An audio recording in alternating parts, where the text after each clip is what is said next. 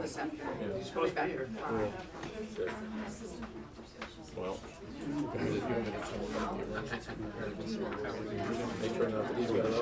Start the meeting or just, It could be. It could be. why don't we just go ahead and start the meeting and then you can talk about that. Yeah, exactly. Right. Okay. We will call the special meeting of the Board of Ed to discuss the Miller Driscoll building projects to order. Before we start, though, and I have a few remarks before we kick off, I'd like to turn it over to the superintendent to discuss the emergency preparedness. yes, I just wanted to thank you, Mr. Bray. I wanted to take a moment just to brief the audience here and people who are watching this on television that we have been working on emergency preparations in the event that Hurricane Irene wreaks havoc in the community of Wilton and the state of Connecticut. As you know, the governor has declared a state of emergency. But I wanted to just comment on what we've been doing. In keeping, we're always working on our emergency protocols, and in keeping with this, we are working closely with the town. I talked to the first selectman's office today, and there's a meeting that Sean and Ken and Mary Channing, our transportation manager, will attend tomorrow at 2 to discuss coordination in the event of a major storm. And along this same note, preparations are underway to outfit and provide for emergency shelter should it be necessary at Miller Driscoll School. This is, as you know, is designated as the emergency shelter site in the town because people always say, why not the high school? And the fact is we're on a floodplain. So should we get 10 to 14 inches of rain, the high school would be, and we've seen, I think as recently as a few years ago on graduation day, what a deluge did to this campus. Sean has also arranged, and working with Ken and me, has arranged to have, this weekend is a busy weekend for our maintenance staff in any event as we prepare for the opening of school on Monday, hopefully.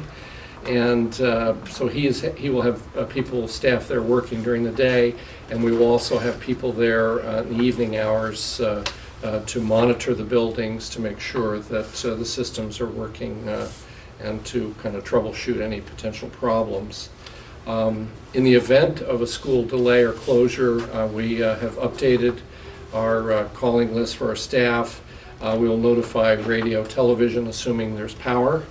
And we also post the information on ctweather.com and our website, Headline, the Headline website for the Wilton Public Schools. So those are just, I just thought I'd just highlight some of the steps we're taking to prepare for this. We hope it's preparation that we won't need, but we want to be ready in the event that we do have a serious storm. We're worried not so much about the amount of rain we'll receive, but the wind and obviously the damage with trees and power lines and the effect that this has on the operation of schools. Sean was explaining to me that if you have a substantial outage of power in a building, say we've had earlier this year, one of our buildings 4 or 5 hours, that you just don't flip a switch when the power comes back on again and have everything running, all the complex HVAC systems, the life safety systems, that it sometimes takes 5 or 6 hours to power everything back up appropriately. So we want to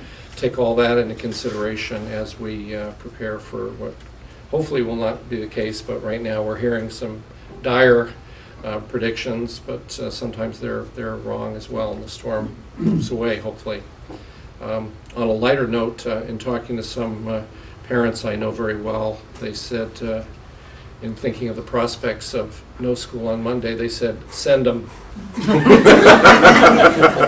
Doesn't matter.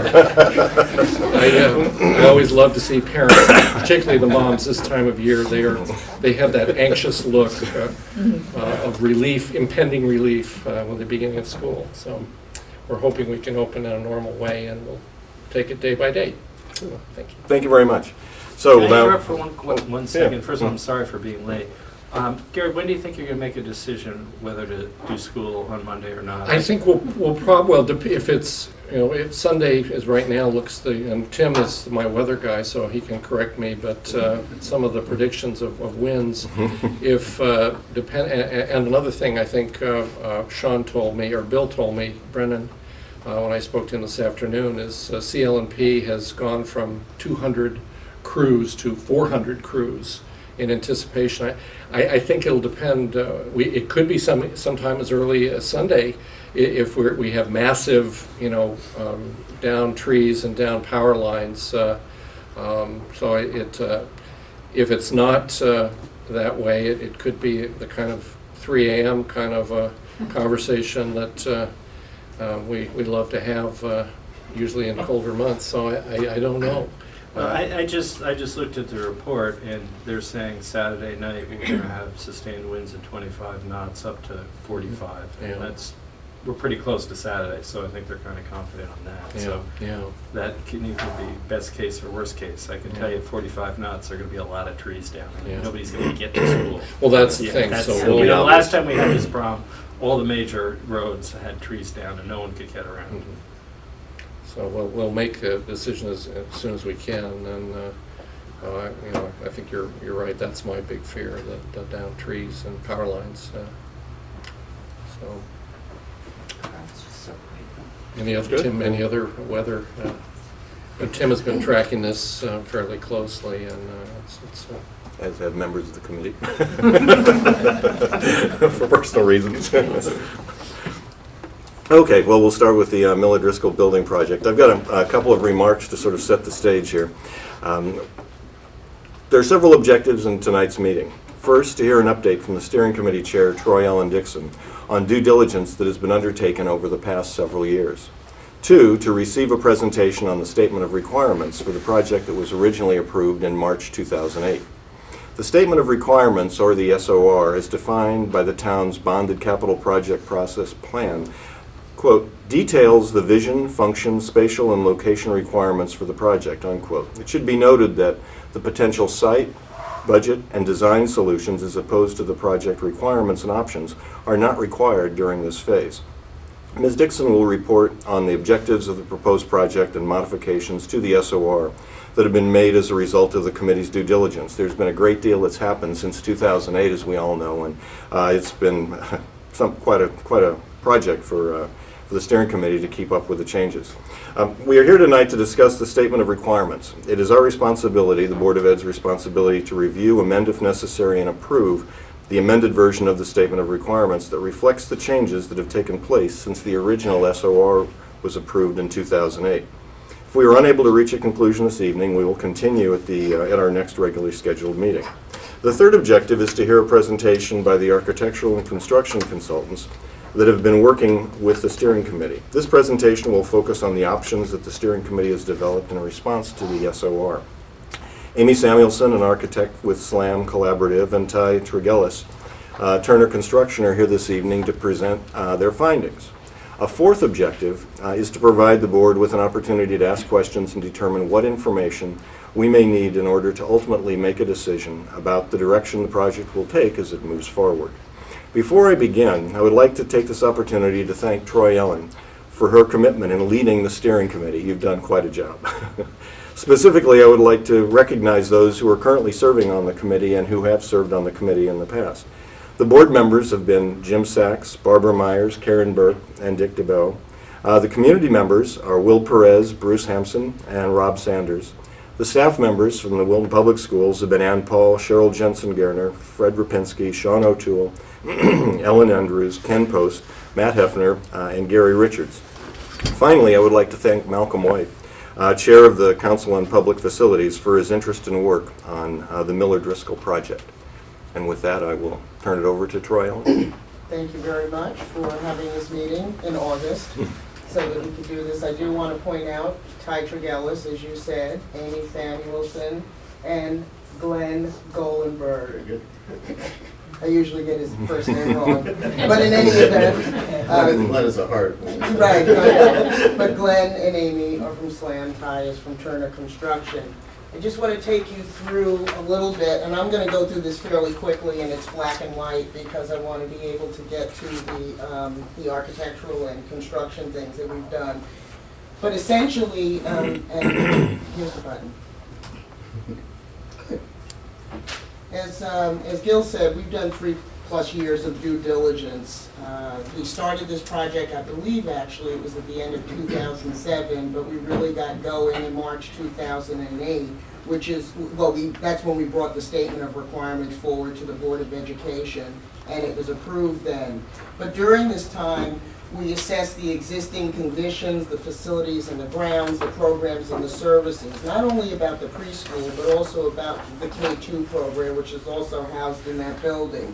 We identified the needs of the preschool in K-2. We consulted with in various meetings with P&Z, DPW, the fire marshal, the Council on Public Facilities, and also with the Board of Education. During this time, we also recently, because of this year, have responded to the reorganization of the school to the one school model.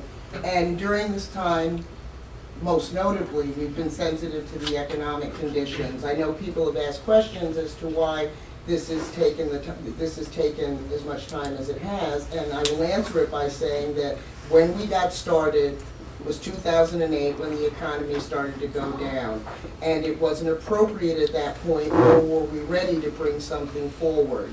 So we took that time to do a lot of the due diligence so we'd be able to bring this project forward at the appropriate time. So here we are.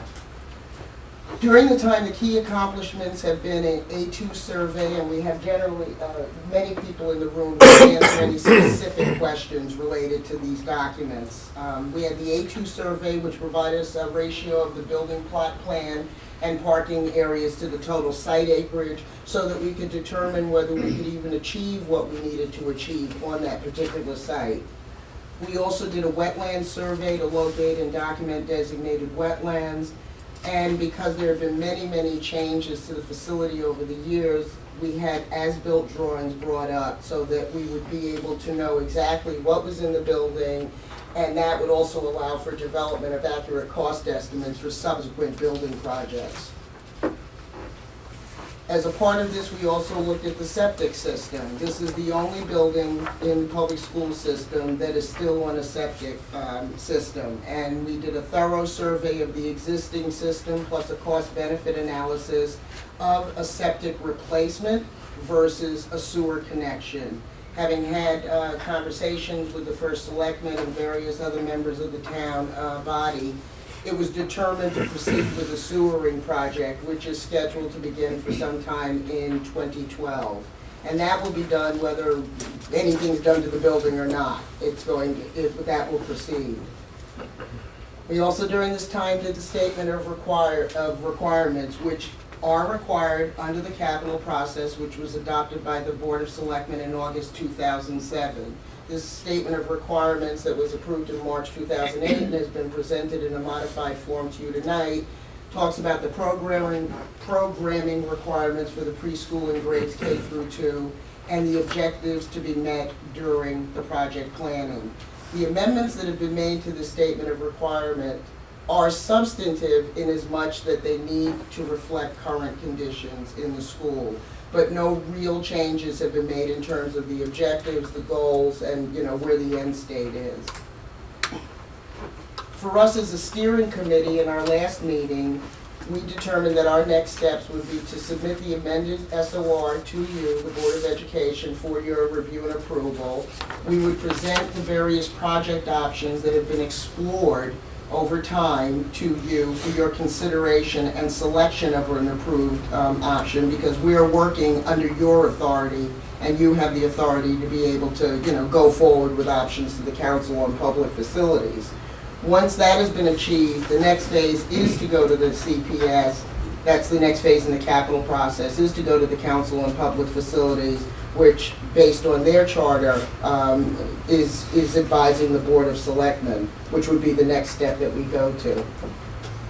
Now, in terms of the statement of requirements, I'm going to read these because they accurately state the things that we were really focused on in the construction and renovation project.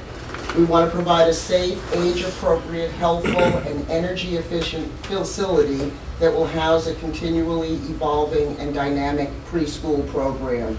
Changes happen daily, as I've learned from Nan and Dr. Fred, so that's one of the things that's very important. We want to create appropriate, well-equipped spaces for specialized services for students in the preschool and K-2 programs who have developmental, communication, cognitive, social, sensory, and/or motor disorders. We want to allow for flexibility in the allocation of programming and resources to accommodate the changing needs of students requiring special services in the preschool and K-2 programs. We want to be sure to create appropriate space that responds to preschool program needs for the classroom size, not only the size of the classroom space, not only the size of the room, but the configuration, the acoustical qualities, etc. Acoustical qualities are very critical, as I understand it, in this. For example, we're currently using a multi-purpose room that was split into 2 classrooms. And because it was a multi-purpose room, the acoustical qualities now in the classroom are really not optimal. I think I'm overstating it by saying that they're low. We want to make sure that we have meeting space. We want to make sure that the support services are conducive to the delivery of therapeutic intervention. We want to make sure that we have adequate storage for all of the materials, supplies, and equipment that are used in the special services program. External and internal circulation, and vehicular access are considerations.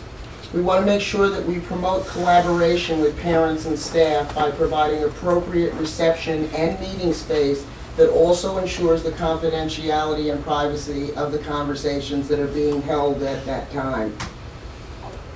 We want to ensure a building design that complies with mandates and guidelines for delivery of services to preschool students with special needs. And we want to maximize opportunities for the sharing of special services, resources, and the professional staff. And finally, I think, oh, yes, I have to go back. Oh, wait. Push the other button. The arrow. Oh, previous. No, push the other. Finally, ensuring appropriate and positive academic, developmental, and social experience for all students in the preschool and K-2 programs at Miller Driscoll. In terms of the immediate issues that need to be addressed, they were immediate 3 years ago, they're more so even now. The type of services required for each of the students enrolled in the program really does change from year to year and within any given year. We do have more detailed information about that if you have any questions, but I think everybody on the board is probably familiar with that. K-2 program has lost space, reclaimed space, lost space again, given it up back and forth over the years to accommodate the preschool space requirements. Right now, there's little available space for ongoing staff development within the school, and there's no available space for family of students with special needs to observe and interact with their children, which is very important, not only in seeing what the services the children are being provided, but so that they can learn them to be able to replicate them and sustain them at home. At this time, there's no formal preschool reception area, which has a different arrival and departure schedule than the K-2. There's insufficient storage space for the instructional materials and equipment, and the vehicular access and traffic circulation patterns do not really accommodate peak or off-peak traffic loads. In terms of the actual project, the project started out initially as looking at the preschool. During various conversations we had with Board of Ed members, with the Council on Public Facilities, with a number of people, it was determined that we should look at the entire body. So that's what has been reflected so far, and that's what you'll see in terms of the major project components. Not the entire body, the entire school and student body. We want to do a construction of a preschool core that would include classrooms, speech and language rooms, occupational and PT rooms, workspace, toilet facilities, a reception area, meeting space, offices, and storage. Some of that has been accomplished with the one school model, but is still not where it needs to be. We want to create a secure, dedicated preschool entrance and reception area that is accessible to vehicular traffic so that it would accommodate the meetings, the people coming in and out at different times, the students coming in and out at different times, etc. We want to complete the major upgrades and maintenance projects that have been identified in the long-range capital bonding plan for Miller Driscoll, which include a number of things from the roofing and the core tam steel and the skylights and, you know, everything else. But we might as well, if we're popping open the hood, make those things part of the project. It can all get done at the same time, and we'll discuss in Ty and Amy's presentation how we would accomplish that. Installation of a fully code-compliant sprinkler system for the Miller Driscoll School, which would be consistent with the life safety systems that are at the rest of the public schools in the district. And then, as we said, as I said at the top, approximately 9,000 to 10,000 square feet to provide capacity for up to 1,000 students across pre-K through 2. Now, 9,000 to 10,000 feet doesn't mean we're adding 9,000 to 10,000 feet to the building, but we need 9,000 to 10,000 feet for the preschool to be able to ensure that the entire building is appropriate for students in grades pre-K through 2. There has been discussion as projected decline in K-2 enrollment in future years, so there would be opportunities to reclaim space in ways that would allow the school to operate at optimal levels. But even though the K-2 enrollment is declining, at the same time we're seeing some indication that the preschool enrollment will actually increase over time. So that will be a consideration as well. As an example, one of the things I learned when I first got on, started chairing this committee is that while we may sit there and say, and I don't remember, is it 10 children per classroom, 16 children? It ranges between 10 and 13. Okay, 10 to 13 children per classroom, and so you do the math and say, we need 5 classrooms for this many students. The issue becomes in the preschool, however, that if you have children in the special services program who have really profound issues that you're dealing with, you could end up with as few as 3 or 4 children in a classroom. So those are the kinds of things that we're trying to deal with and make sure that the staff would be able to accommodate those changes as they occur within the year and year to year. Do you have any questions on that part of it? Okay. I have questions on the written document if you want, but I don't know if you want to take them now or at the end. Bill, Two more how would you slides. like I would say let's go through the Let's go options through the and presentation. then. Okay, now, the project options. During this time, what we do is we've explored 4 options in detail. These options came, the genesis of these options were from a variety of sources. As I said, the Council on Public Facilities, having chats with other members of the Board of Education, for example, things we learned as a result of going through this process. So these are not priorized, but they're just listed. We looked at building upgrades and maintenance, which would have essentially been what has been on the long-range capital plan, all being done in one fell swoop as opposed to over a series of years. We looked at an option that we called classroom additions, which allows us to find the 9,000 to 10,000 square feet of space, and you'll get more detail about that.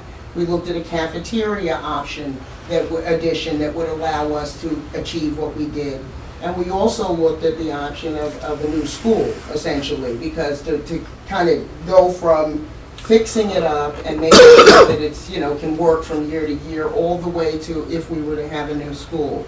We are not here tonight making a recommendation on any of those options. What we are here is as a result of the steering committee's meeting, we decided to bring 3 options to the Board of Ed for your consideration: classroom, cafeteria, new school.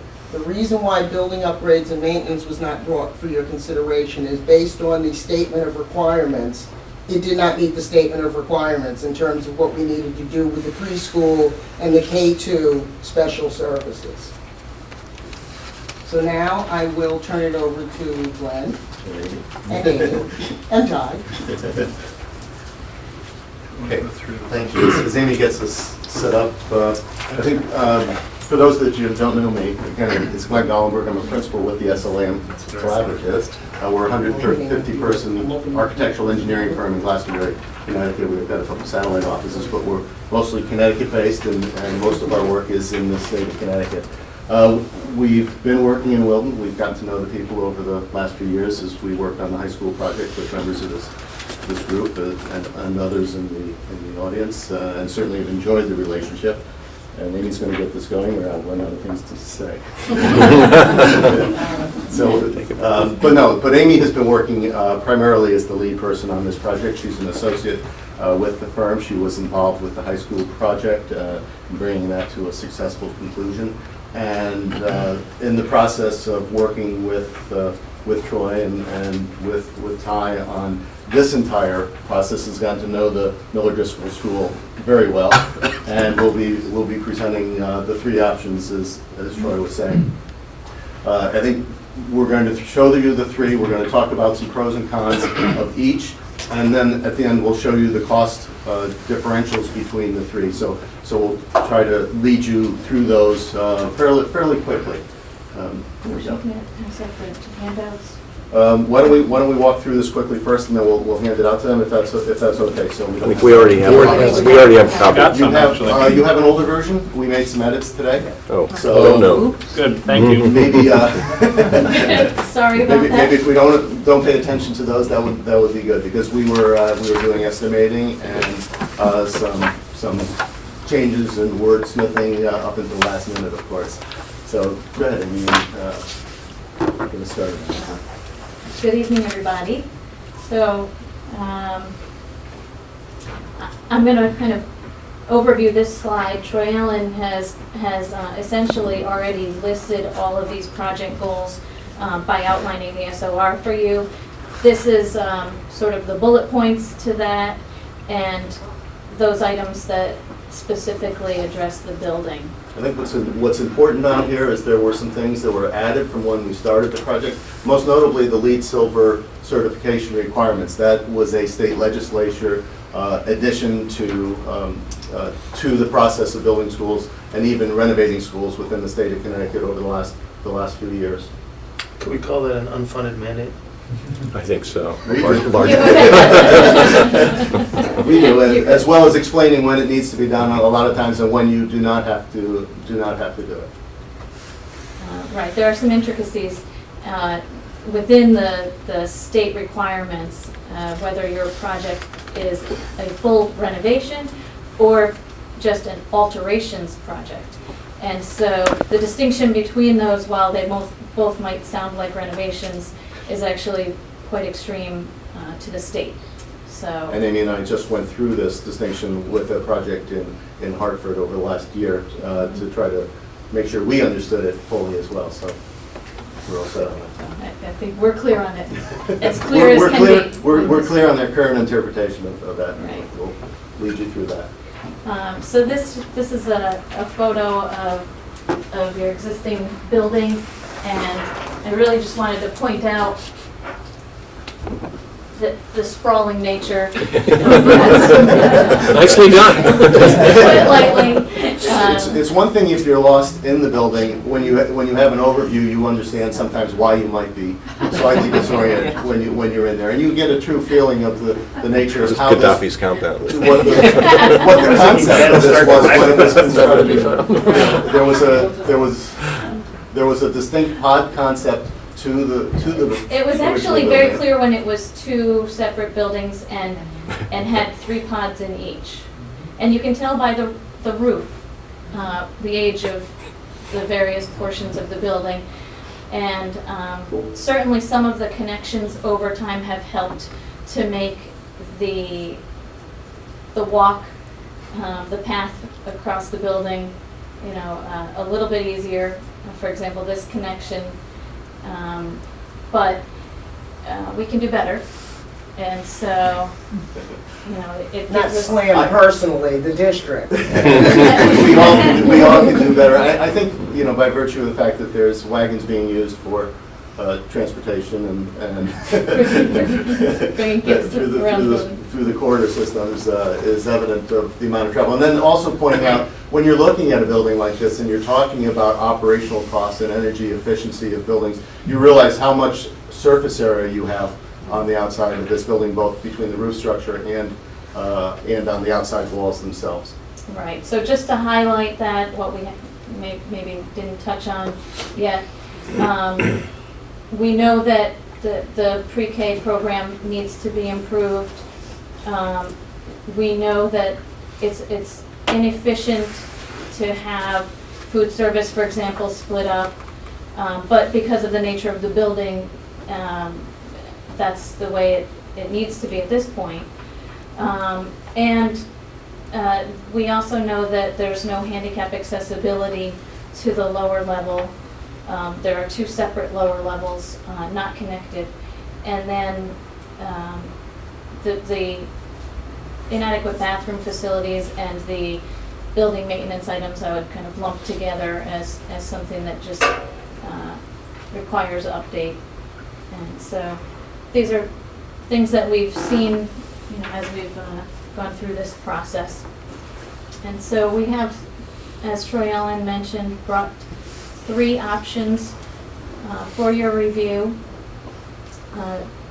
The first one that we'll present is the classroom addition. And when we look at the site plan, you can see that that addition provides one more connection between points of the building that are not yet connected. So we think that it sort of closes the loop in another portion of the building and lends to a little bit more clarification of the circulation path.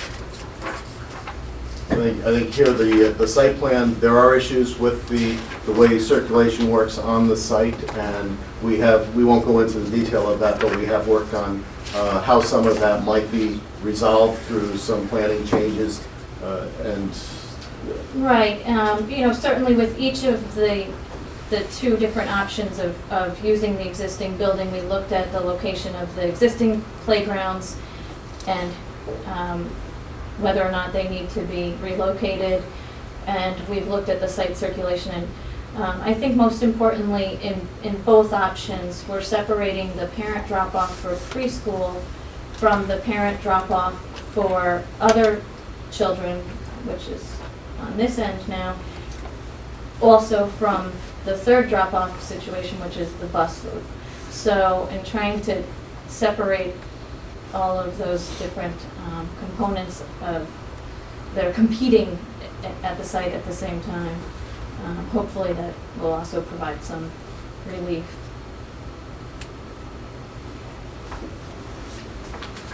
This shows you in the red circle the proposed addition. This would provide essentially some classroom space, new bathrooms, and an elevator, so that the 2-story, it's a 2-story addition, it would tie both of your existing lower levels together and provide the handicap accessibility that's required. Students in primary grade levels are required to be at what they call level of exit discharge. So preschool, kindergarten, and first graders have to be on a level that has an exit discharge to the outdoors. Essentially being on grade. Mm-hmm. Second graders are allowed to go up and down one flight of stairs. And so in this case, the only grade that we'd be proposing that would be split between 2 levels would be the second grade. So the items that this does do is it groups the food service all together in one area so that there's enough space to have whole school assemblies, but also provides the efficiency of one kitchen and allows the gym that right now is being used part-time as the cafeteria for this side of the building to be dedicated to the PE department. Amy, is this combined both additions in this drawing? I'm confused. No, the addition is only this one little stretch of corridor On 2 floors. on 2 floors. Okay. Okay, right now the grade drops at this portion of. Okay, all right. And so you currently have this pod existing on the lower level and these two classrooms under these two classrooms on the lower level. Without getting ahead of ourselves, one of the things that you'll see and thoughts that went into the cost estimating of this is when we don't connect those two and you still need to provide access, it means adding a second elevator in the existing building in order to accomplish that. Can't see your dot. So, opportunities that this option, the classroom addition plan, provide is closing another loop in the building rather than adding to the building sprawl, rather than doing an addition that's another pod. It connects some that are already there. It like I mentioned, it consolidates the food service area. The pre-K would be housed all in one pod and be able to take advantage of the drop-off loop that comes off of Wolf Pit Road. And one elevator would be provided in the addition, and that would provide the handicap accessibility to both of the existing lower levels. The issues that arise when you do this addition plan is that second grade would still need to travel between floors. And because we still have the food service at one end of the building and the gymnasium at the other side of the building, the students would all have to travel to the farthest pod still. So it's not any worse than it is now. It's just not improving that situation, which we know is difficult. I don't know.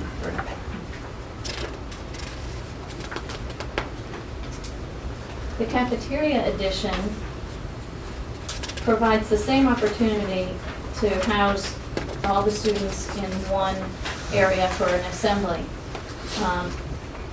It frees up this end of the building, which is currently cafeteria for this side, and it allows the pre-K to be autonomous in this one furthest pod where they are housed now. It just gives them that additional space and would allow for renovation in that area.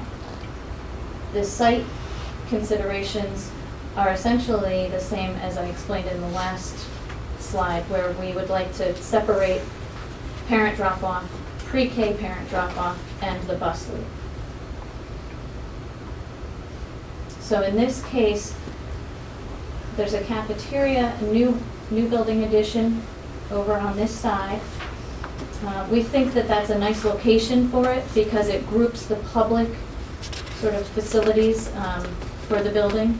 It allows, if the gym or the cafeteria were being used after hours or for some presentations, the rest of the building could be secured and an entrance could be provided in this area.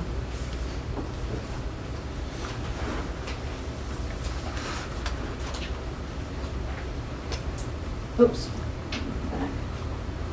The lower level, unfortunately, for each of the existing pods, because there's not an addition in this area, would still be non-handicap accessible. So we would have to, in the case of a full building renovation, in order to have renovation status with the state, we would have to add an elevator to both of those pods that have two-story additions. Or, I'm sorry, two-story existing. But as you can see in this, the nice feature of this, I think, is that pre-K is housed in the pod, which is most distant from the rest of the school building. And those children do not need to use the gymnasium and the cafeteria, for example. So there's that farthest walk from this end across the building to this end would no longer occur. So that's certainly a benefit. So before we leave that, because we don't have the additional classroom spaces, those still have to be accommodated within the existing floor plan as they currently are. Maybe you could just touch on where that occurs in the corridors and.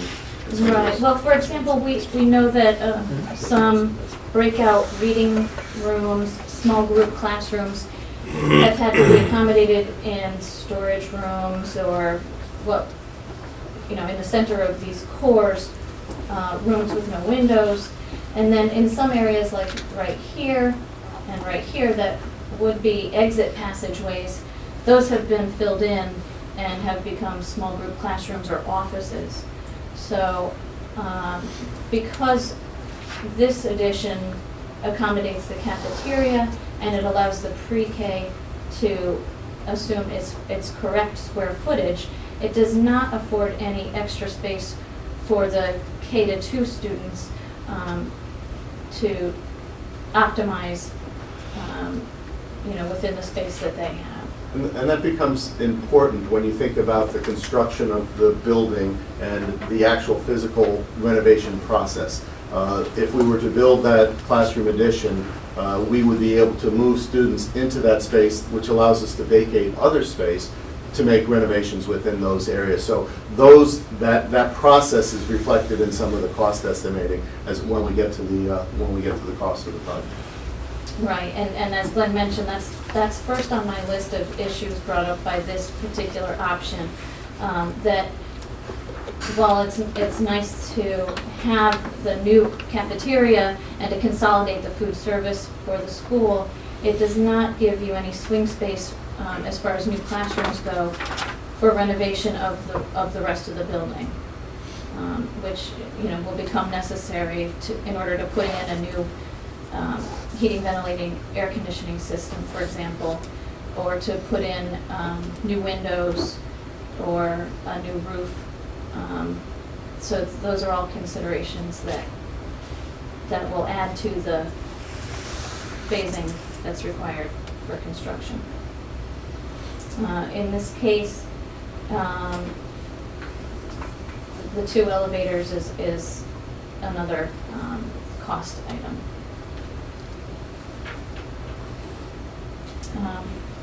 This is an overview. Before you get into that, I just want to recap. With those two, the classroom edition and the cafeteria edition that have just been going through, one of the reasons why we went through this exercise as part of the process was in trying to determine whether what we needed to do with Miller Driscoll was actually feasible.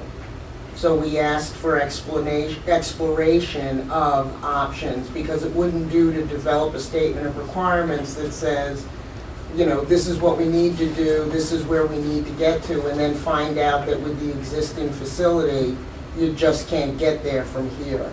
So that was part of the reason why we went through some of these options.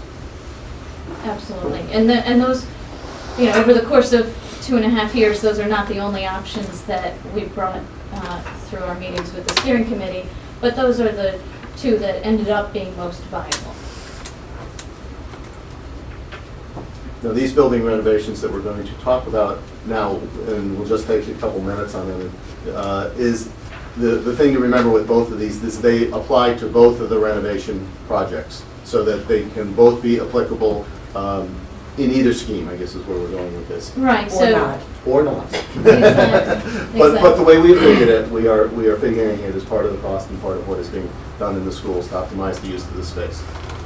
Right, so, as a part of the site study, one of the considerations is the building entrance and where do students get dropped off and where do parents enter if they need to come midday. And so, we found a few issues that the entrances are on the sides of the building, pretty well hidden, and they provide minimal weather protection. I mean, there's really nothing to speak of on the outside of the building, but a little vestibule on the inside. The reception area then is not necessarily the first thing that you see when you walk in, which is difficult for visitors, but it's also a security issue for the administration of the school and for the people working there trying to make sure that the students are protected and people are not just walking in right past them. So while two entrances may have made sense with two schools, really what we were looking at is a combining of to a single entrance, a focal point, a spot that would be recognizable for people when they were arriving at the school or kids were being dropped off. They know that's where the entrance to the school is. And so we did some quick studies on what that might look like, and just to provide a vestibule for weather protection if students are waiting to be picked up, or to sort of signify the main entrance a little better, provide more glass on this portion so that the lobby and reception area can see out, see who's coming in, and also be more front and center when you walk in. Again, recognizing that this is primarily the bus drop-off and where most of the students are then coming in. So we also went through, and because the school has very unusual classroom shapes. It's polite. In red is the existing classroom shape, which is typical for all of the building. In particular, we're looking at one of the southeast pods, and we tried to look at sort of regularizing rectangular classrooms and providing a clear teaching wall that would help in organization, and also making some use of the large central space, which is maybe good for some group activities, but mostly just adds to your circulation in this building with excess circulation as it is. So that being said, the existing classrooms in this pod have 5 walls, one of which is an operable partition, which does not provide a lot of acoustic properties between classrooms. And what we've looked at then is if there were rectangular classrooms, what the layout could be, and something that we've done in a prior project. So, certainly there is room for improvement, and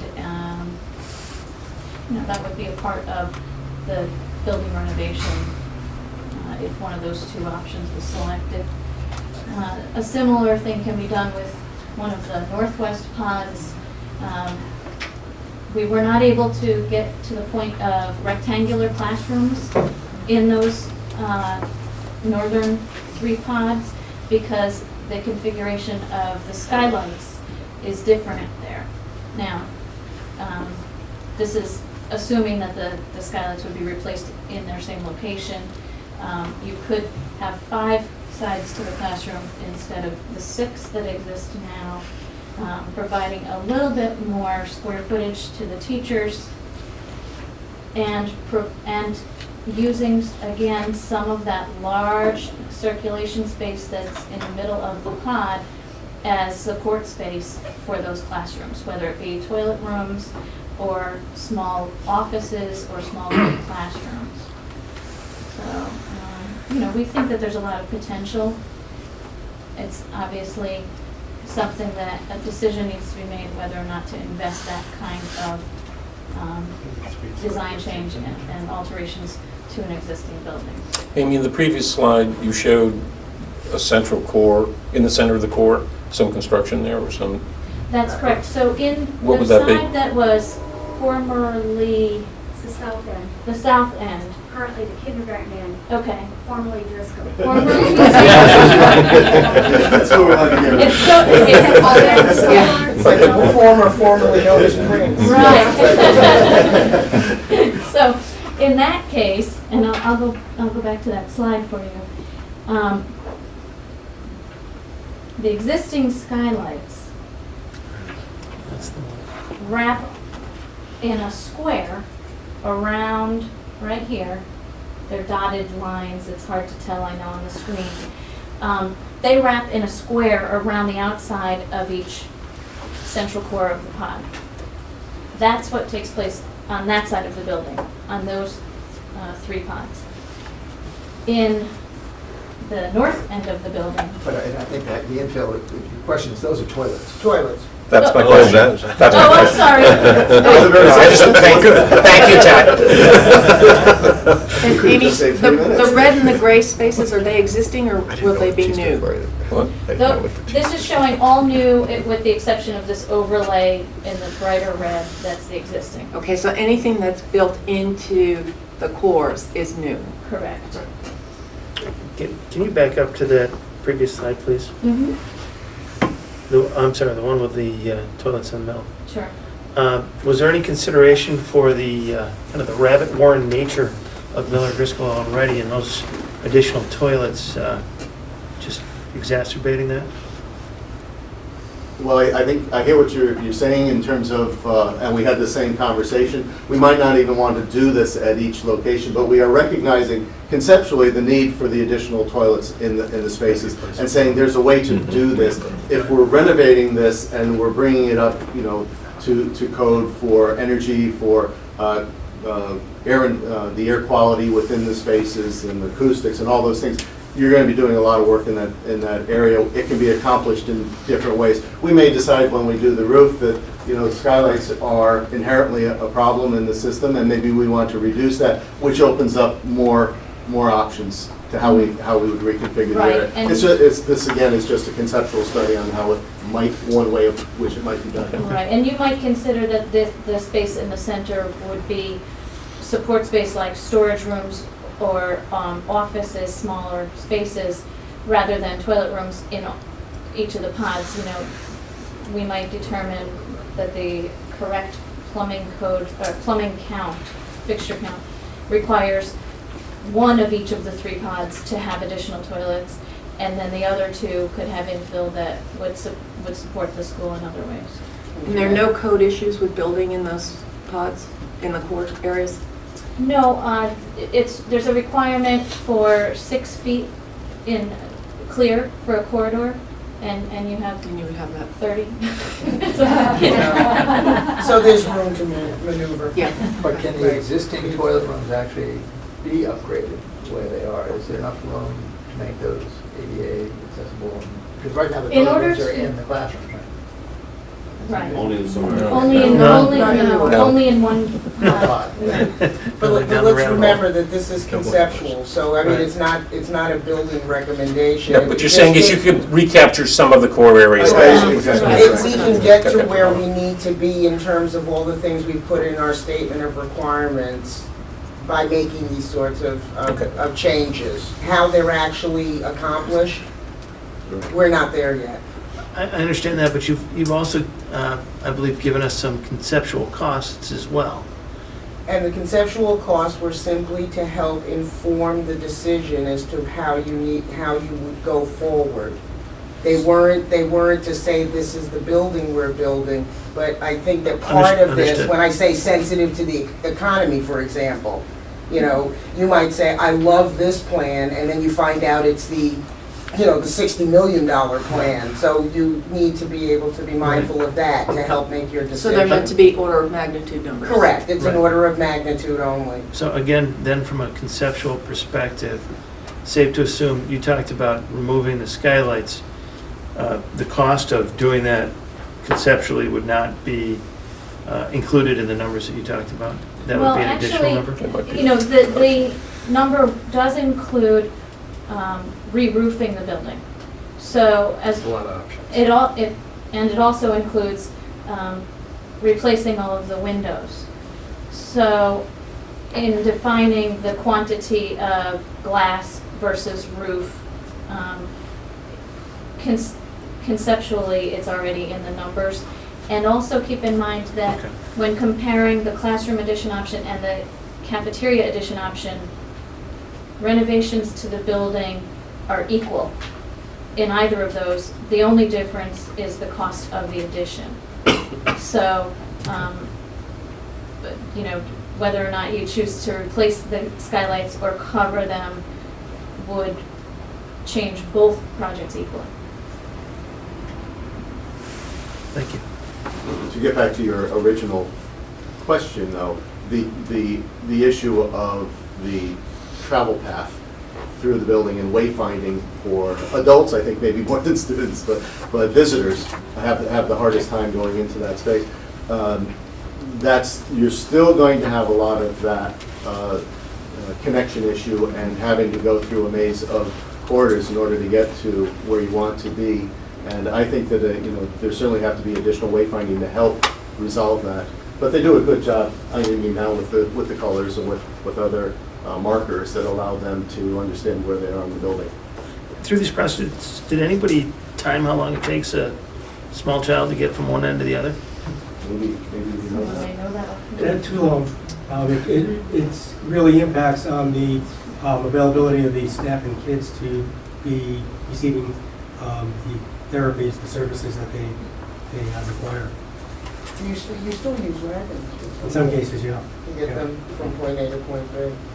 One of the things we talked about providing you with was a scale of how many feet it was from one end of the building to the other. We should still get you that number, so you know what it is.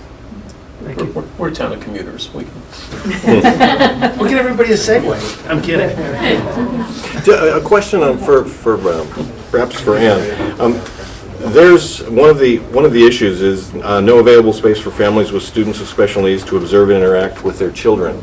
Is that a requirement, or is it just a nice to have? It's not a requirement, it's part of our service delivery in the preschool, so that one of the things we know is that we need to help families support the children. There was a past practice of having service providers in the home. What we do now is bring families in, Fred and the staff, to observe the staff working and to model and to teach families so that the skills can be generalized, because that's our goal, that the students can carry these skills throughout. So this eliminates the need for parents to bring to their home, or for us to hire someone outside the school system. Although it's not required per se, it's an essential part of the program. Since if our kids are just learning the skills in one setting, it doesn't enable them to be able to generalize those skills across multiple settings, and that's ultimately the goal. Do we do that at all for K2? Or is it only pre-K? We do some of it at K2, but we do more of it at the preschool. But both cafeteria and the classroom option, neither of those really address that issue? Can I speak to that? Yeah. Okay.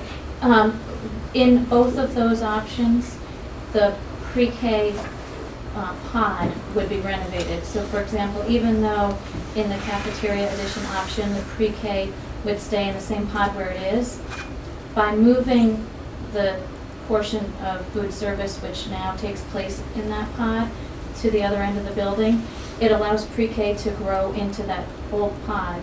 And we would recommend renovating that pod because the high ceilings are not appropriate to help out with the acoustics, for example, for children who need to really focus on one-on-one with their teacher.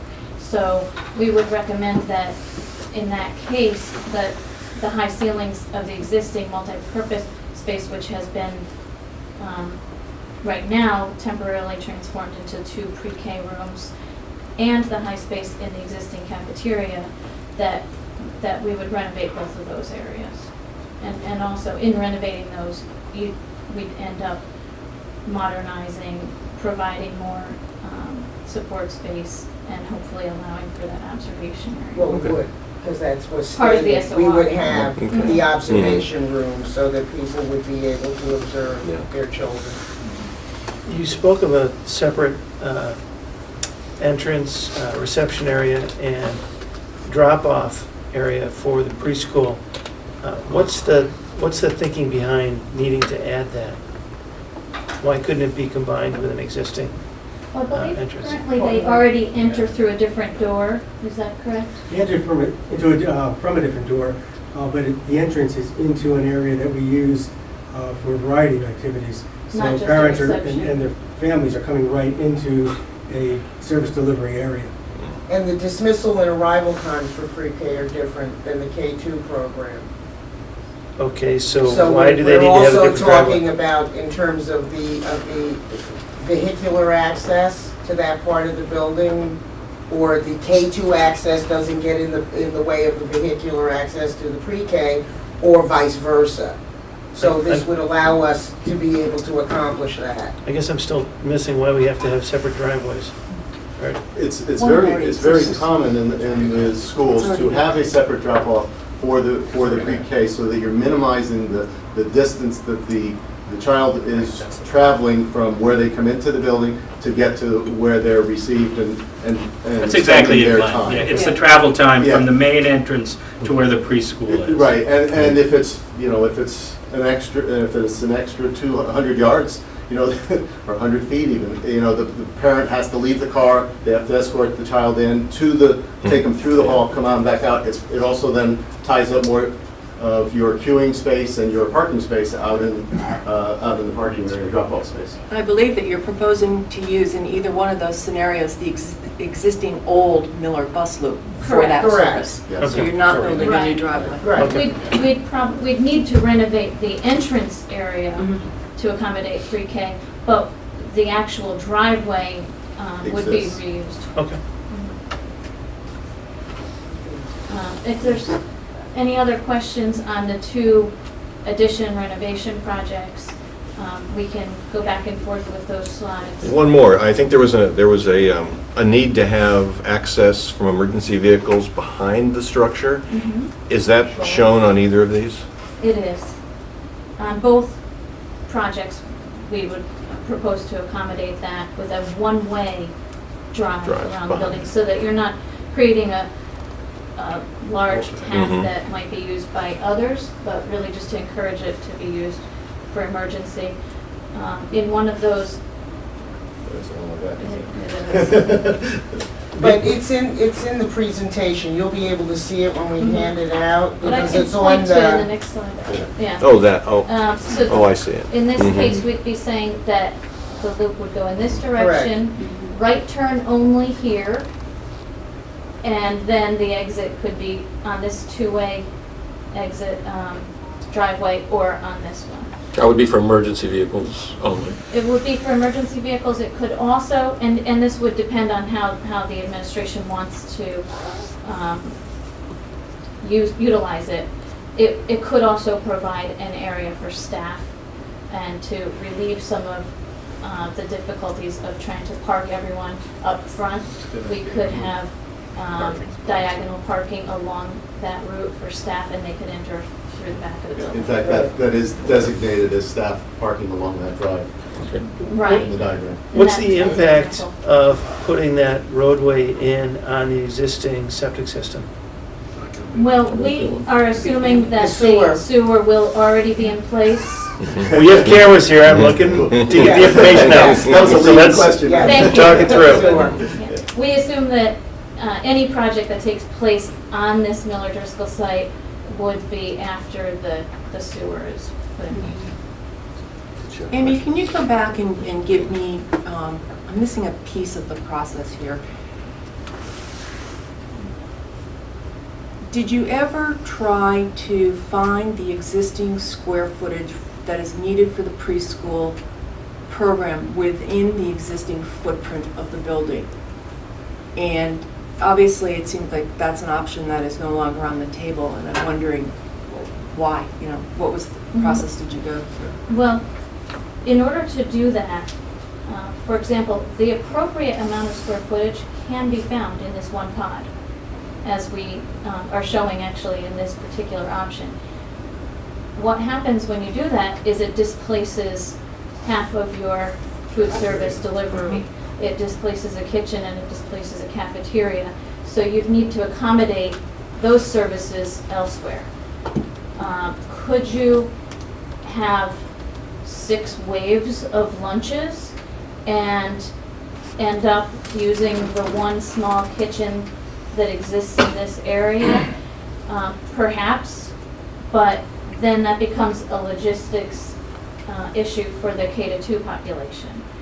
So in this cafeteria addition plan, what we've done is, since we're displacing the cafeteria here, replace it with something appropriate to the size of the population that's in the school.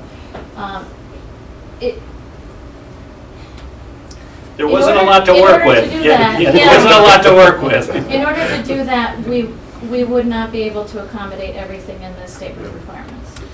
If I may, I remember when we first started the process, we actually did look at every single pod area, and the questions about entry, proximity for children getting in and out, office spaces, the fact that they would be internally right smack dab in the middle of things. We looked at different ends. We looked at the lower end. We talked about putting pre-K in this end, for example, because there are existing toilet rooms within the classrooms. So, you know, in order to get use out of that, we thought, let's see if pre-K can fit at this end. We could squeeze it in, we could renovate this area and provide the support spaces required, but again, you're displacing the K2 services that exist there. What are the minimum and optimal square footage requirements for the preschool?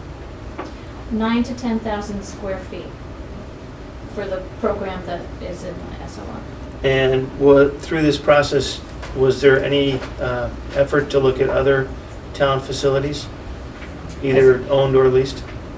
Before we even started this process, the discussion was held about using Comstock. Was Comstock available for us to do preschool? And that is actually addressed in the statement of requirements, that having looked at Comstock, I can't find it right now. Is it in the history? It might be, Yeah, but it might be having in the looked at history. Comstock and the need, I'm going from memory here, but the need was to have preschool where it is located, co-located with K2, because it was important to have that for the process of transition.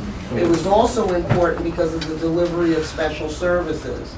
Because as much as possible, we want to share the special services, and it's not practical to have people going from Comstock back to Miller Driscoll, back and forth. So yes, we did look at other things, and that was before this statement of requirements was even put in There was an place. additional cost to having two different sites. To your question, Mr. Likely, I found a memo that I'd written to the board in which I'll send to you all in January of 2007 that kind of outlines the rationale for that. So I'll be I happy have a to. copy of that. I recall it. I wanted to bring that out. Those Right. points are logical, Yeah. but Right. there've been recent questions to that point brought up. And I wanted to Yeah, address it. I'm sorry.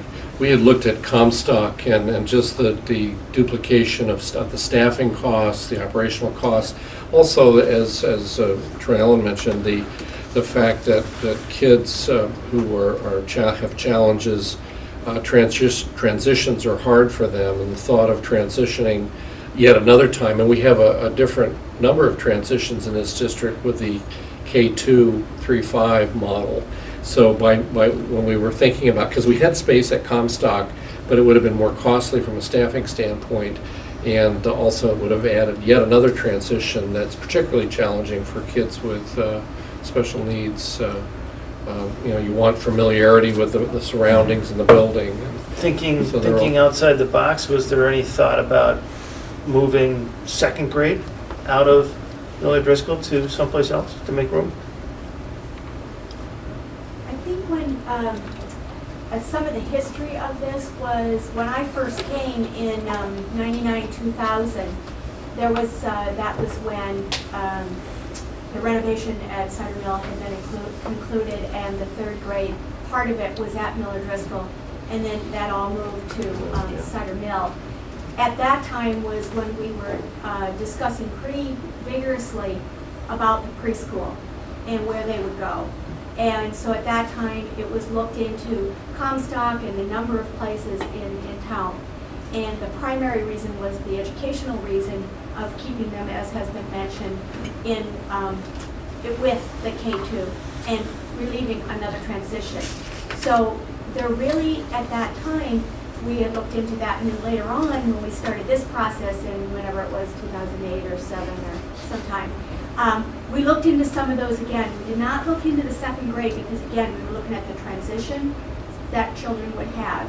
And we were looking at, it was a good thing for the children to be together at those levels, particularly with the preschool, with the sharing some of the services. We share a nurse, we share, the health office, the OT, PT, the opportunity for staff to collaborate and talk and, that sort of thing. So second grade would just further divide that issue. So I can't say that we look specifically at second grade, but there's been a long history, maybe not so long, 12 years, that I'm aware of. Well, preschool was initially, I believe, Thank you. at the high school, and That's was right. moved into Miller Driscoll when, around the time that Cider Mill went from 4-5 to 3-4-5. 3-4-5. 99, 2000, Correct. when I came. Karen, there was, to answer the other part, I think of your first question when we started, there was a programming exercise that was undertaken as part of this process as well. And we don't have all the pages of where we documented existing spaces and what was necessary spaces. That was part of the whole planning and fit studies that we did for the existing building. Right.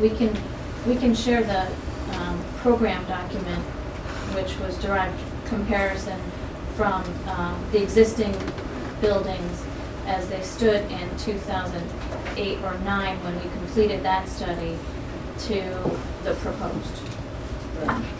But essentially, we looked at many, many options before we got to this point, so. I believe you.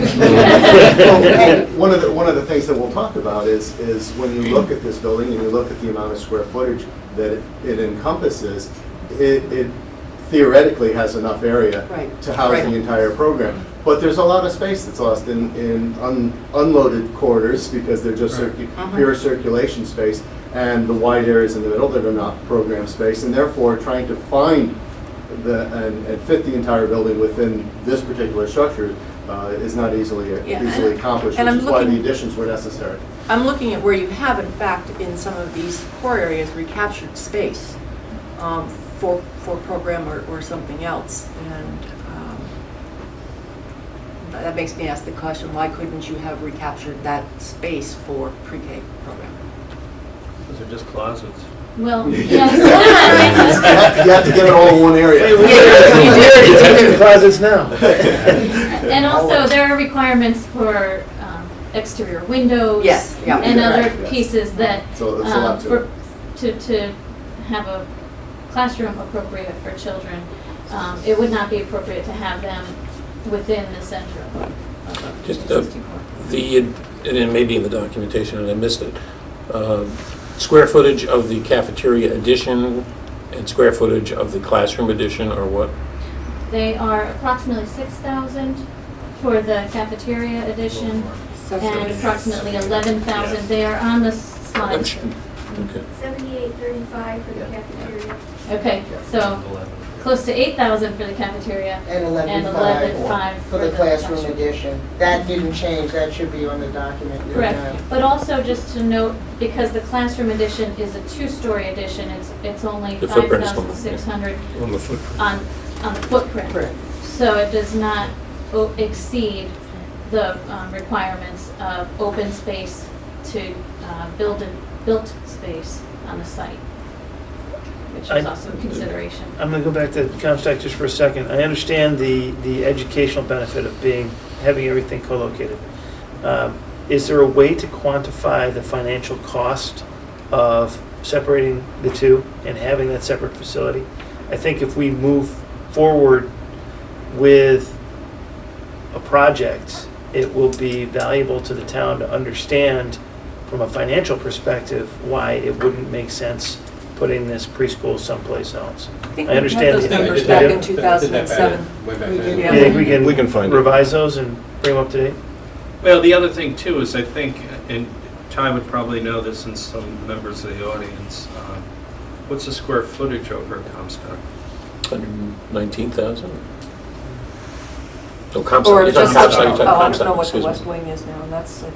I would think it's a lot more than 10,000. Yeah.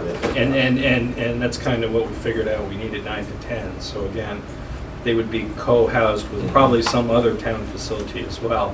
And I think one of the goals was to have it be contiguous within itself. I don't know if we really want to share a preschool with other things that are going on in town. The other, There's no question, I'm just looking for There the was- financial Renovation. piece but of it. there was also the concern that the condition of that building would require either major renovation or even, what they quaintly call in Westport tear downs. But because that would really be a concern in terms of bringing preschool children. It's one thing for me to go in for a meeting, but, preschool services into that building. That was an enormous undertaking, but I know we went through that exercise, so we must have We the did. information that we can access. Right. And I understand that logic, and the cost of renovating that space to making it usable should be a number that we should consider as well, so that people understand the financial ramifications of doing something else and why you've gone down this path.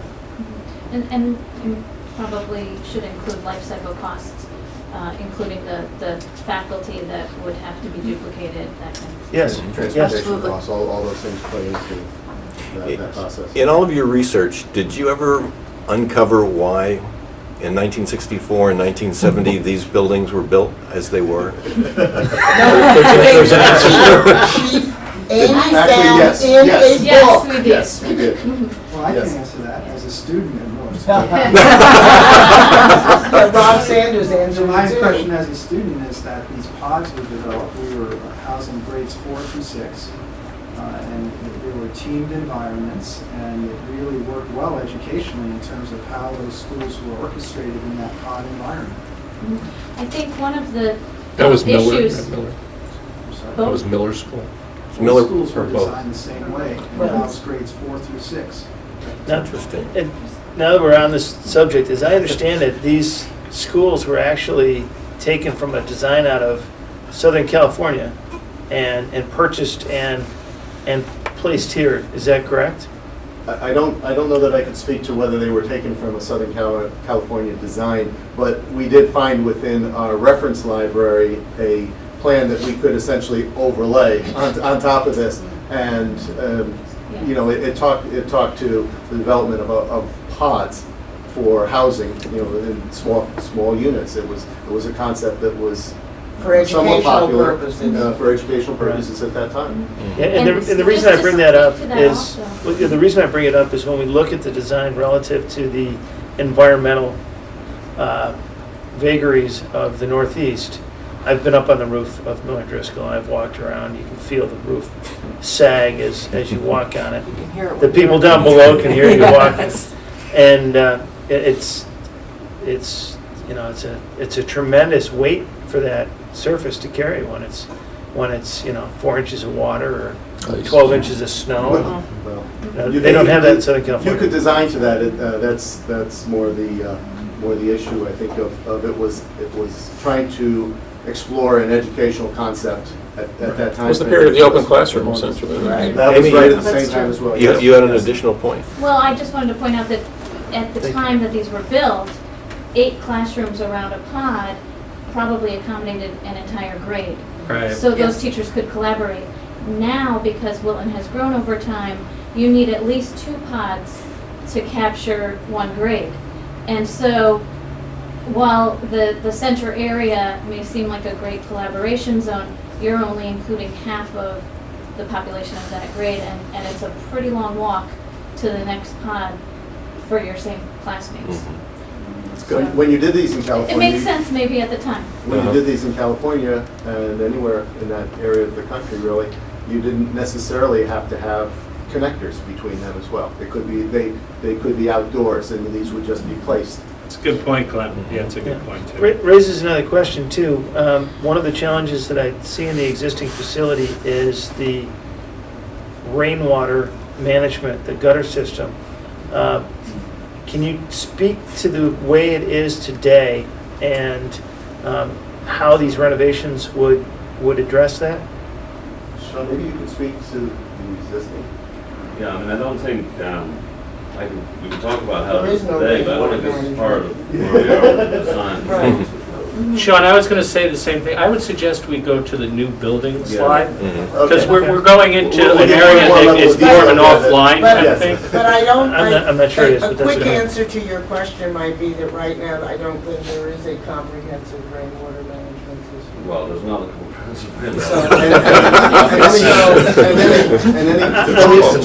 Okay, on the eve of a hurricane, where that is a disaster site, it's a worthy question. Yes, and it is the town's emergency shelter. Well, and as Glenn was just about to say, the codes have changed so that while a 1/8 inch per foot pitch or a 1/4 inch per foot pitch was acceptable at one time, now for school facilities, it's required to be a 1/2 inch per foot, And which is you have to considerable have amount. secondary runoffs, either over the edge or secondary drains within the roof itself. Correct. You have to have many more inches of insulation for energy reasons. And your renovations, don't It have- will cover that in the renovation. your renovations account for that. That's all I'm looking Yeah, for. it's in the 3.5 for the roof, yeah. Yes. That section is that So, private.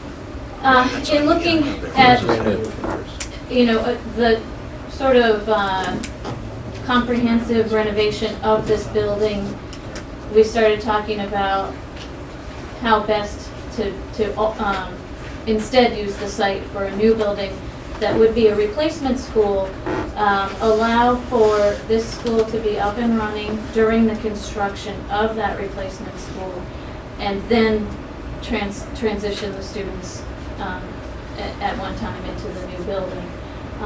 You have a slope drop-off in this direction and also wetlands. So really, after some site assessment, the best place for the building to be on your site is exactly where it is. Since we don't have that use, there are also large areas of flat site available.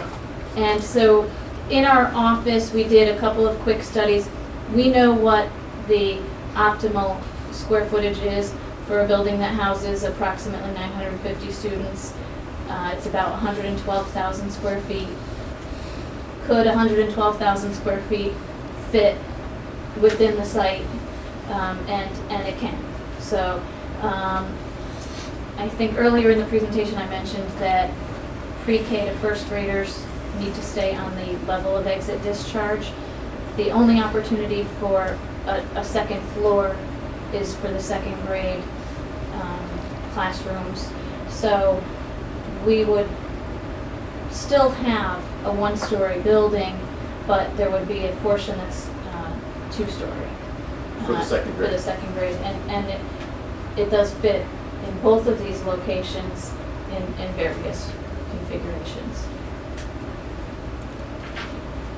I'm sorry, just go back to that slide again. Mm-hmm. What you're showing there is the existing building?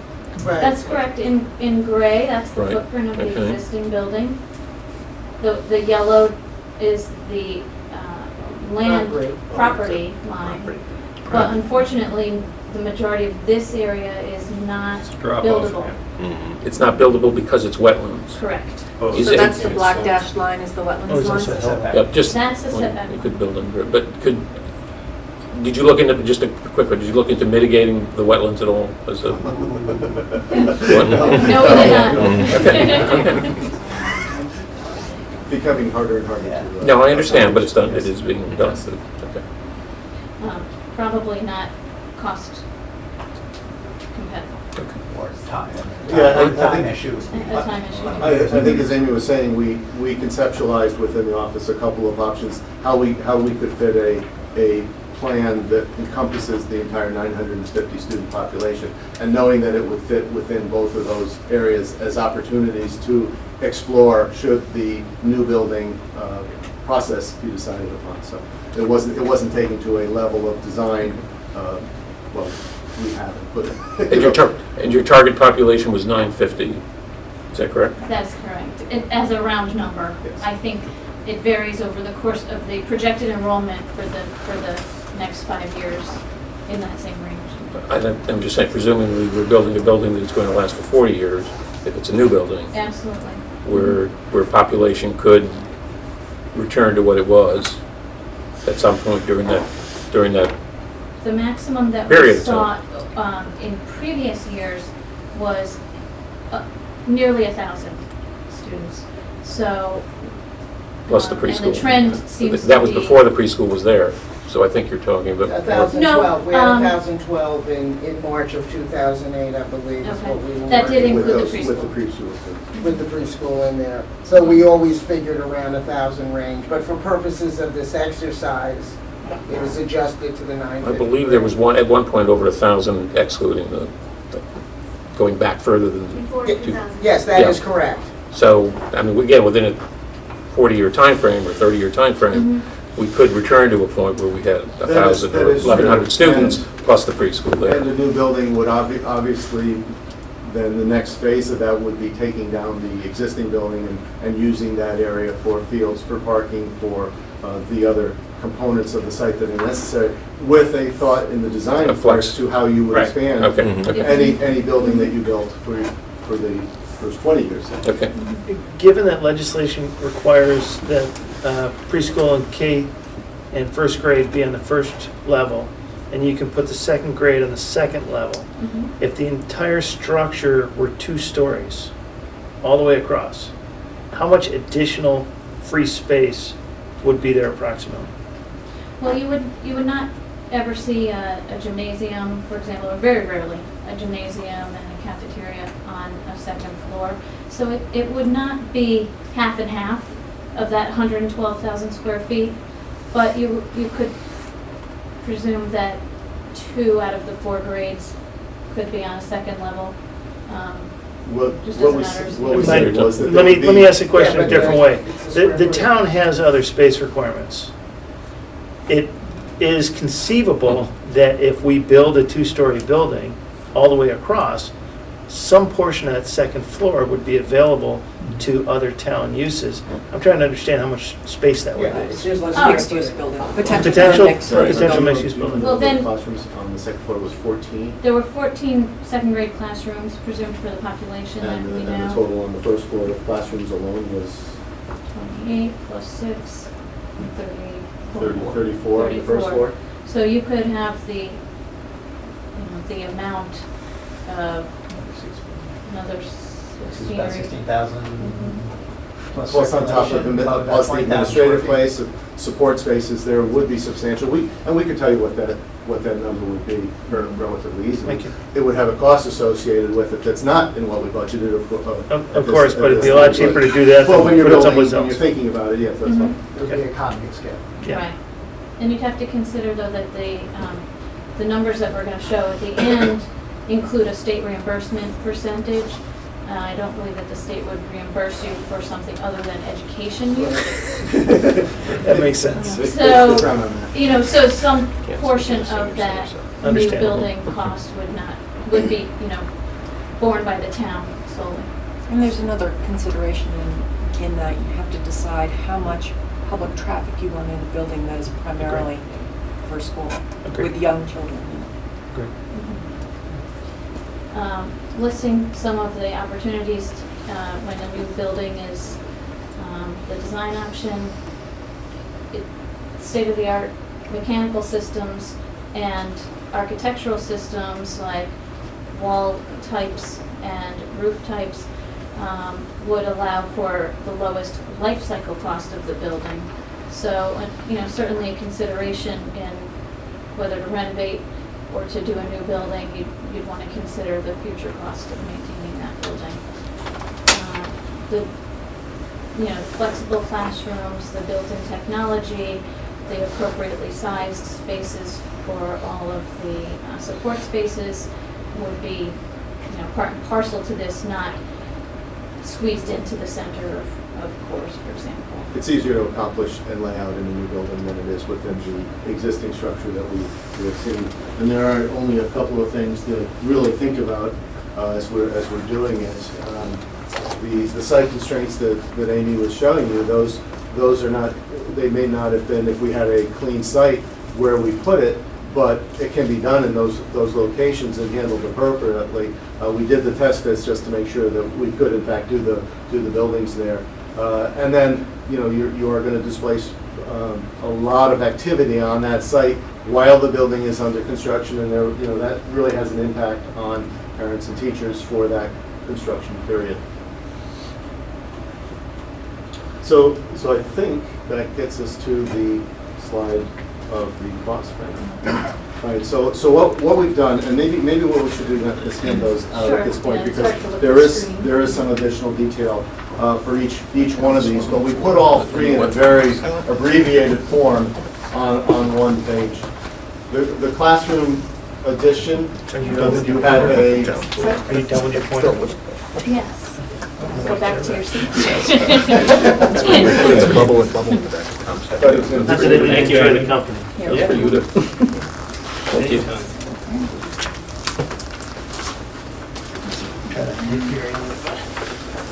And again, as you review these, I would remind you that these are not numbers that we're going to the town with at any point, but these were numbers in terms of order of magnitude that will assist, that would assist the planning and assist you in making a decision as to how you would proceed. So I think that these numbers that you're looking at on the single slide are distilled down to the real basics, just to give a comparison between the three schemes.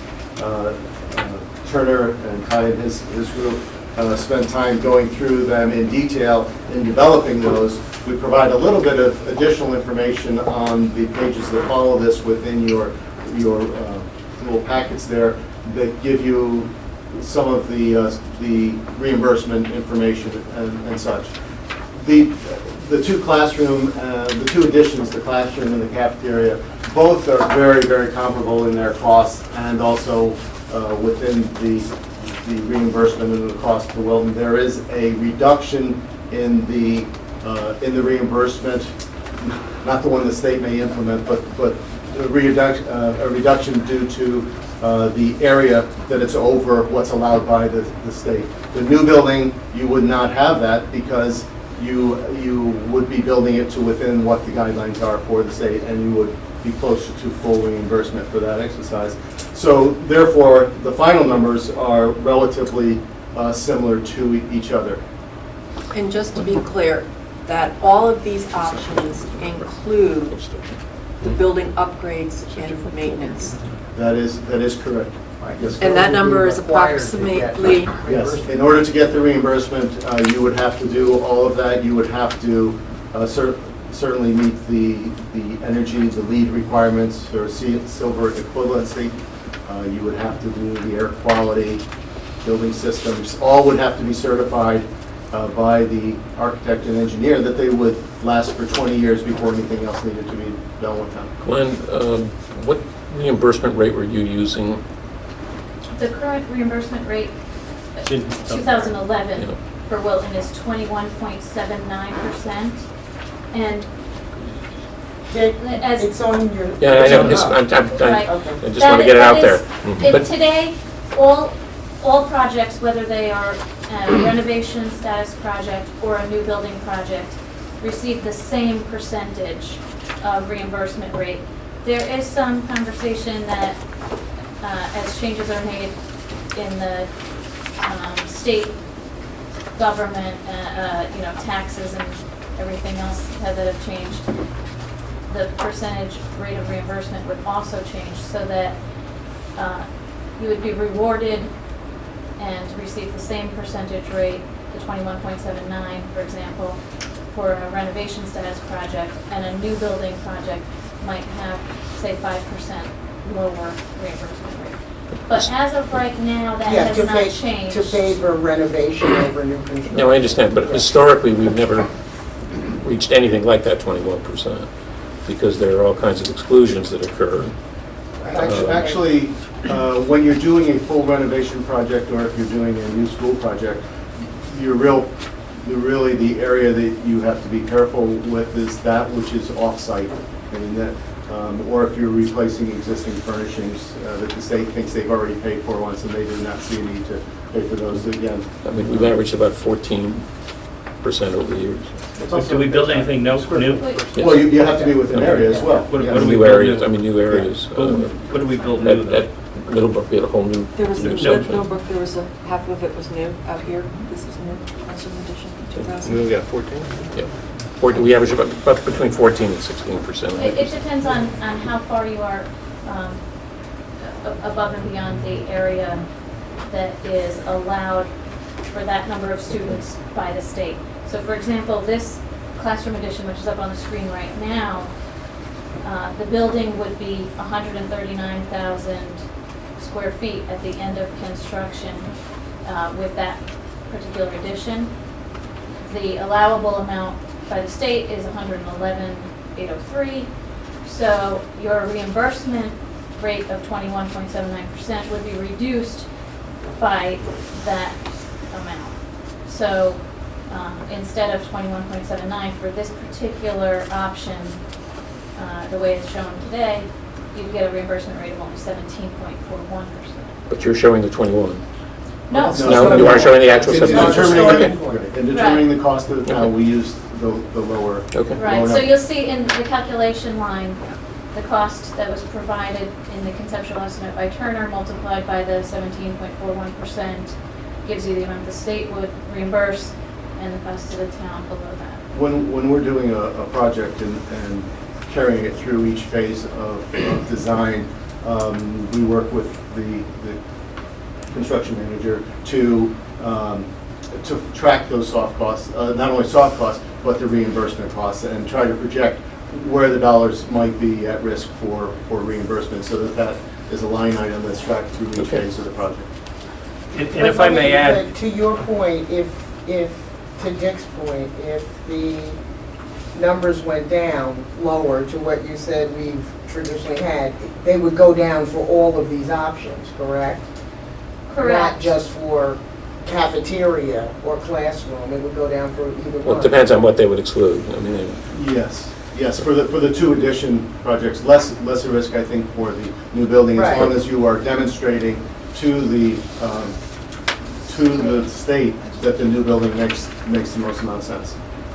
So the bottom line costs would go up, but they would still be in the same range and would still demonstrate the same order of magnitude. That's And correct, since yes. we, Good point. right, and since we haven't, we haven't got building documents to be able to do those. no, I kind of think, I understand. estimates. Jim, you had a question?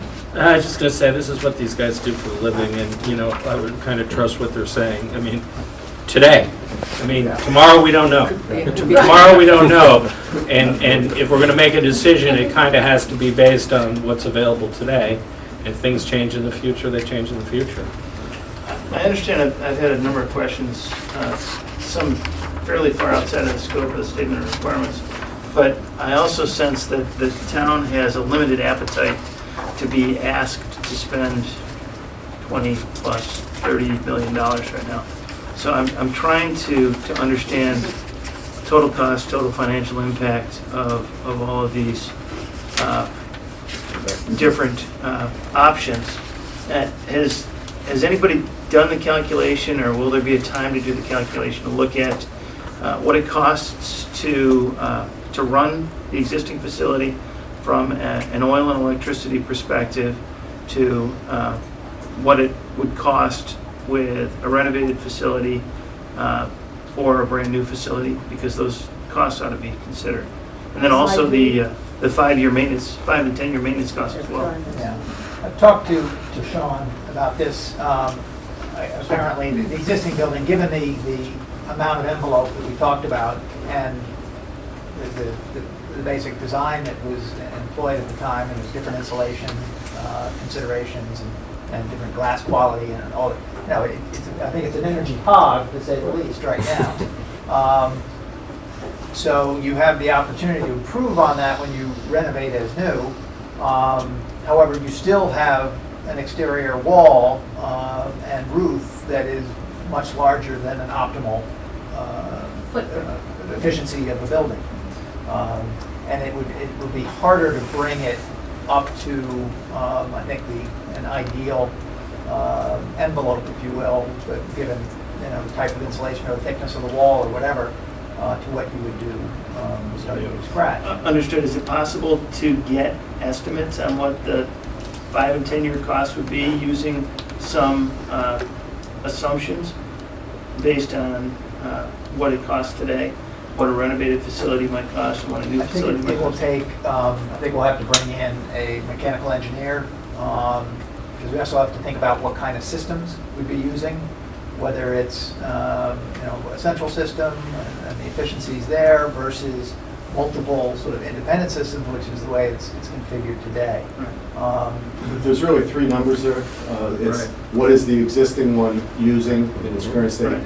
How much would that be improved in a renovation project through your primary surface is that roof that you have that you can impact. You can do windows. It's harder to impact walls, existing walls, and make the higher efficiency there, but you can do a lot with the roof surface. So that becomes the second one. And then the third one is with the new construction, you not only can optimize your building systems better and the running of your systems and the size of your equipment, you are also building less area.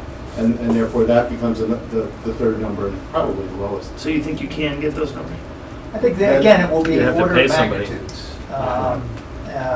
Without a full design of a new building scheme, because we haven't pursued that option with as much emphasis as we had analyzing the existing building and looking at the feasibility study of the existing building. It would be difficult to give you exact numbers because we'd want to talk to the staff and decide, do you want, how do you want to configure? But if I may, I think that there may be existing new buildings in the state of Connecticut that are comparable, As that an would order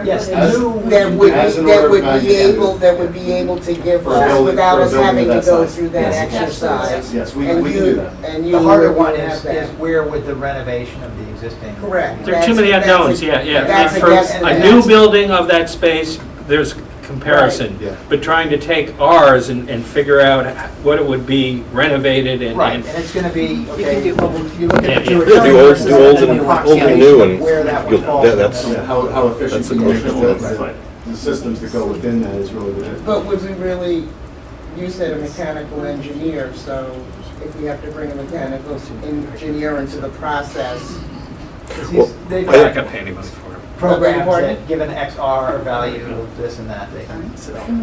Yeah, I think if we could just look at, we know what the ongoing costs are for the building as it is today, Right. and I think you've just said that there's information available for buildings similar to that in Connecticut. If we just look at what it is for a new building and what it is for the existing, at least it gives, and knowing that the renovated building would be in between somewhere, Yeah, that would exactly- that would so help. it gives you, it That's gives you a exactly- range. Yeah. That's- So we could certainly do that.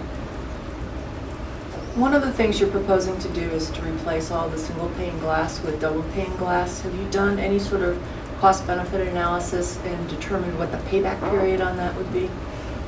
No, we haven't done any life cycle cost analysis on the project. That would just be one piece of a much larger exercise, which would impact all the things that we were just saying just now to get to what the cost of operating the facility would be. Part of that is also tied into the problem with the exterior wall. When you're probably gonna have to reconfigure some of the exterior wall just to deal with gutter The issues and Cortez, the Cortez yeah. steel deterioration. So while you're doing that, I would say we're not replacing all the windows, but a good portion of them because part of the building is new. Right. Going back to Dick's question about the population having been over 1,000, and are you really looking at building a building that's going to fit everyone?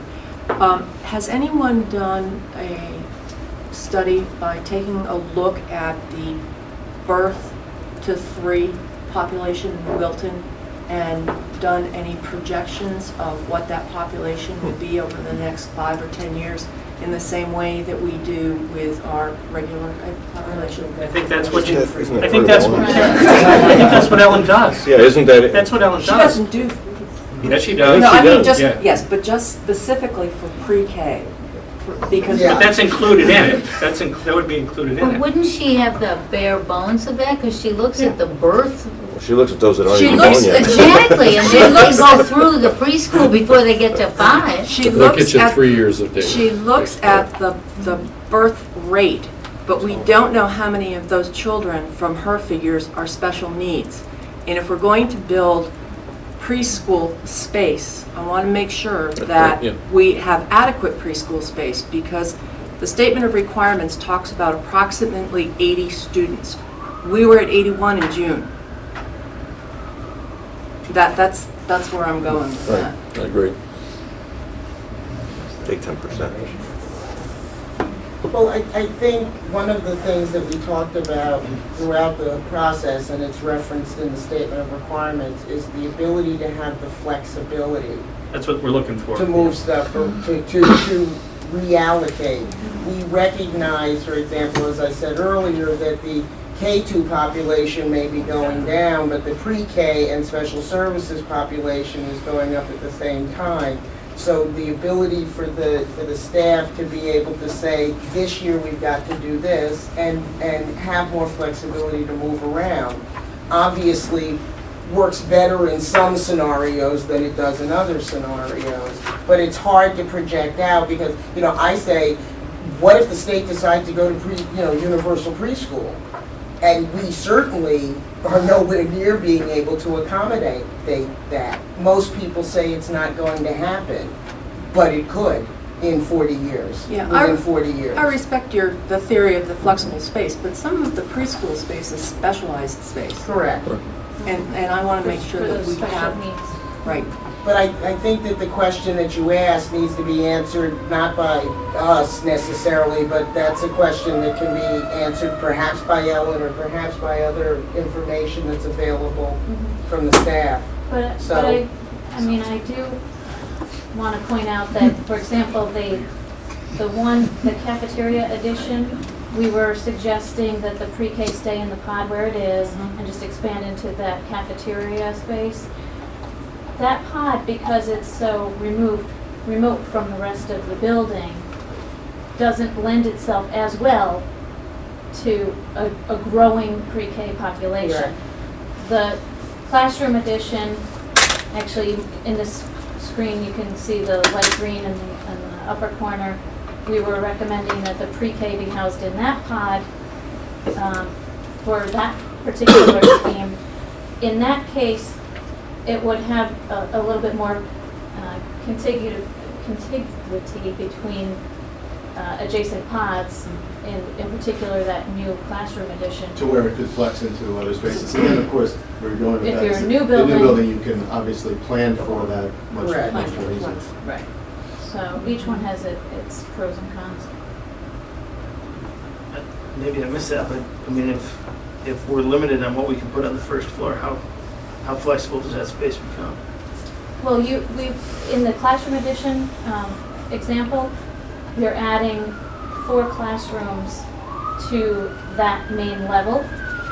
So you could use those 4 classrooms for pre-K in addition to the pod that is already dedicated to pre-K, and others could be adjusted to downstairs, or in the case of declining population, maybe those are just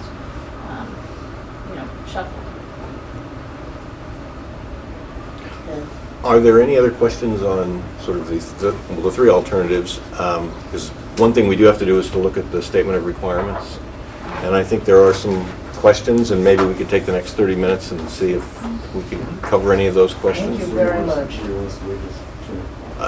Ty? Yeah, just thinking, I did do some schedules. Oh, yeah, okay. And somewhat. Oh, would you like us to pull that up? I don't know if you Oh, want to get into no, that now or not. Yeah, I think that would be useful, Okay. yes. Okay. I had, Yeah, talking about phasing, I think is an important consideration. I had a question about an estimated cost premium of phasing the work, and whether or not the renovations included repointing the exterior walls that are already there. Yes, obviously some are more desperate than others, so it's we've addressed it sort of on a percentage basis. The estimator actually went out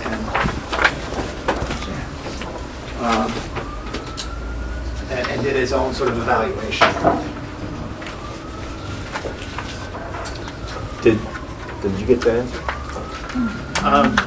It sounds like they took it into consideration, I think it's the same one. but I'm not sure they have a financial number on the cost of phasing. This is, rotating? In the interest I don't of- think anybody can read it. Yeah, this is, schedules are very difficult to do on PowerPoint, which is why I handed it out. Most likely could read it since he couldn't see the point. I'm gonna do this by. It's fine to me. To line item. Okay. So if you look on the left-hand side, you see item number, and I'll try and walk you through here. And again, this is really more probably for my benefit than yours. I do like to go through and sort of think about the whole process. In the first cluster, I'm looking at pre-construction and the design and the approval process. Then the next real grouping, I'm looking at procurement and submittals, and then construction, demolition, whatnot. Let's start with the top page because that one's easier, which is the new facility. I think it's much more straightforward, and a lot of the concepts here for pre-construction will carry forward onto a renovation scheme. Starting at the top, we're really just talking about getting going, getting through the town, and really what drives this whole pre-construction process is the state submission and approvals. So if you go to line 12 and line 21, those are the milestones that we have to hit. The EDO 49 is the request for reimbursement from the state, and that has to be in by June 30th of any particular year. So what I've modeled here is really the earliest opportunity, which would be June of next year. Obviously, you could defer that out any sort of incremental year beyond that. But this is the most optimistic schedule that I could come up with. Just again, so I understand it, the referendum and the project referendum you've got projected at June 8th, 2000. Yeah, your referendum has to precede going to the state, so that would have to happen before that. That's sort of, I guess. So it's a month after our annual town meeting. There's no way to. You can move that forward or back. I didn't pick a specific date. It just has to precede it. Okay. So Just an example, right, Pat? Yeah, Yeah, the full amount of the project has to be approved before we can go for approval for reimbursement from the state, right? Correct. It could be sooner than that. What that would do is obviously compress your schematic design. There are, different people have different schools of thought. I think more times than not, we've gone to the state with schematic design. Obviously, you have less to base your pricing on. But it's a discipline that you address certain contingencies and whatnot, and you make that commitment, and then you have to live by the commitment. Obviously, if you go later into a design development or 50% DD, you have more information, maybe better costing, but it would compress much more. And I think if you were to wait further into the design, you have to certainly postpone another year. So I'm assuming you go with schematic design, and then the design development and construction documents would follow behind that. Tell me if you think I'm crazy with our durations and DDs and CDs. We were fenced. But I did create this a little bit in a vacuum. And then at the back end of the design process, you have to go back to the state and present your drawings. They review the drawings, and they approve the drawings before you can actually go out to bid. And that process is at least 3 months. Now, they give you the option if they're going to take more than a month to go outside. And that would be an option, and I've actually pursued that in the next schedule. This approach is less time sensitive than the renovation option. So I've sort of let it float and used the worst case scenario in terms of the state reviews. Because you can start, the start of construction is not really linked to a particular time of year or a summer break, the way it is with renovations. So I've outlined the procurement phase from start to finish. It's the shop drawing process drags it out a little bit, but you've got about 8 to 10 weeks there where we're actively going out to bid, reviewing bids, and then making awards. Construction, 65 weeks was about 15 months. Then you'd move into a new facility. The way this works, it would be probably over your Christmas break. You'd move into the school, and then you would start the abatement and demolition of the existing school, which would tie into the back end of that. You'd have the summer to spend some time reconfiguring the site. I didn't really get into that, but obviously your parking lots, your drop-offs are going to change dramatically, and the best time to do that would be over the summer. You create some of your existing, where the existing building is, would probably become fields, and there's a considerable rearrangement associated with that. So this is really the most straightforward schedule. The renovation schedules are quite a bit more complex, and really I would need more information to, I think, nail it down completely, but I think this gives you an indication. One of the concerns here is that, well, we'll start from the beginning. The EDO 49 is basically the same process. But the concern here is that you have to take advantage of the summers in terms of renovation, primarily due to the abatement. State rules are that you cannot do abatement while school is in session. There is asbestos in the school, in the floor tiles, behind the walls with pipes. I think there's some on the roof, and maybe some in some of the wall systems, and plaster, and then the drywall. So it's a real consideration. Through the renovation process, are you proposing 100% abatement of the entire site? Given the extent of the renovations we're doing, I would assume that we're basically moving most walls under this current scenario. Yes, I would say you're fully abated. And I think that's basically reflected in our approach right now. So we know that there's asbestos there. Have you done any other investigation of existing conditions? No, not significant. It's more hearing from Sean, from his sort of vast experience, issues with systems and how the perimeter heat system is configured and some of the files and tribulations. Okay, so when I look at the figures that you had came out on August 23rd, there is a 28% contingency in there for soft costs, A&E fees, and owner's contingencies. Would that include a contingency for any other unknown conditions that you would find when you started opening up walls and moving walls and so forth? Yeah, as I said, right now this is really order of magnitude. Once we got smarter about what's there, we probably want to adjust contingencies. Right now they're the same contingency for both renovations.